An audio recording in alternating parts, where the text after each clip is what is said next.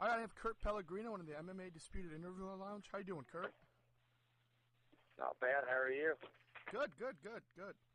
All right, Kurt, you've been in the MMA for over 8 years now, and everybody knows you as the Batman. How did that name develop and become a part of your career? That name started when I was in high school. It was just a lucky T-shirt. Lucky T-shirt that I wore, and I won my first fight, my first wrestling match in, and I've kept it ever since. It just kind of stuck with me. I wear the T-shirt wherever I go, and there you have it. It's believe me, I've tried for like the monster or the animal, the real deal, but I'll always wear my Batman shirt, and to every jiu-jitsu tournament, every wrestling match I've ever been to. It was really the same one. It was just a lucky T-shirt at the time that has now, everybody calls me Batman since I can remember, since grade school. So it's been that way ever since. Gotcha. So how many T-shirts have you went through, or you still have the same original one? Same exact one. I was running late to a wrestling tournament, me and my father, and I pulled that shirt out, not realizing that it was a Batman shirt.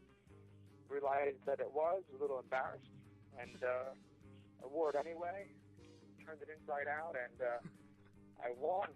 And I brought it again to the next one, and same thing. So I just kept it going. Awesome.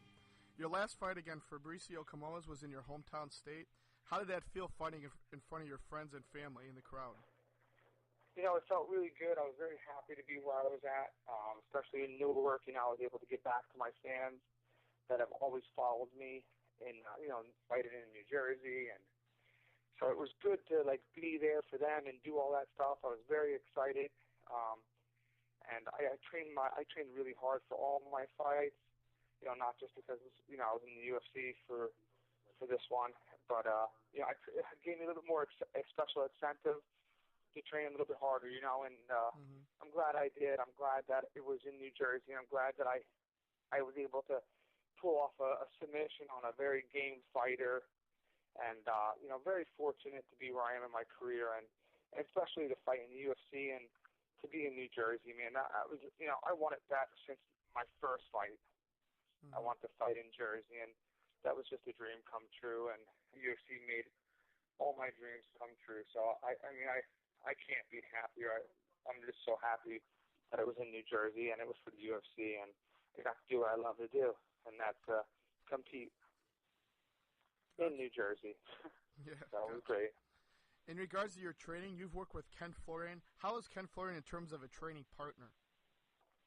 Training partner and coach, Kenny is the best. Kenny and Keith Florian, they're the best. They get me going. They get me drilling. They re-erected my career. To say, and wasn't for them, I wouldn't be here. I know that. I'm not I have no ego problem to say that. Kenny has definitely helped me and brought me on the winning track, and down to a diet, you know what I mean? Mm-hmm. Down to the way I train, the way I think, the way I sleep, the way I eat, everything. If it wasn't for them, believe me, I don't think I'd be fighting in the UFC. So those guys really turned my whole career around, and I'm so lucky to have Keith and Kenny to care and to help me, and really those guys have done everything. And I got my school, Pellegrino MMA, down in Belmar, New Jersey. Greg Soto, Justin Haskins, Steve DeAngelis, Lester Caslow, my whole entire school of jiu-jitsu misfits. All those guys, and my newfound coach, Donnie DeFlippis, 2-time D1 All-American, I worked with this year. So this was my last fight, and just wrestled and drilled, and of course my boxing coach. Gotcha.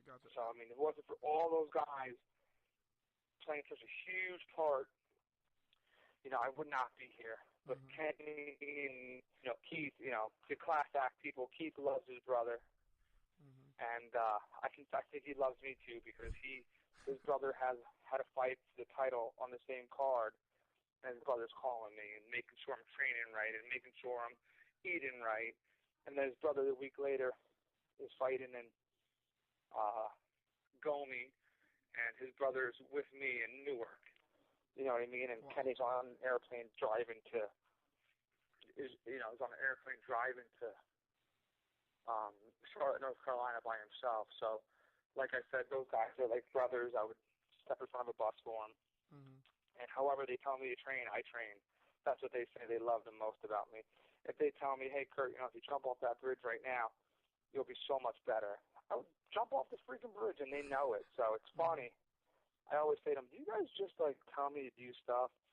And they're like, you're like our little brother that, like, gets in trouble. We tell you to do something, he just does it because he's just a crazy lunatic. So I'm like, well, thank you. I guess I'm one of those guys that I want to coach. I want to call somebody coach. Mm-hmm. I want to say thanks, coach. You know what I mean? I want to do all these things. I want to say I'm good because of you guys. Thanks, coach. And I think that's a huge asset to me, and to have someone like that, those guys. You know what I mean? Mm-hmm. I mean, Kenny fought for the title 2 times. He's probably going to fight 3 times for it. I mean, those guys are doing something right.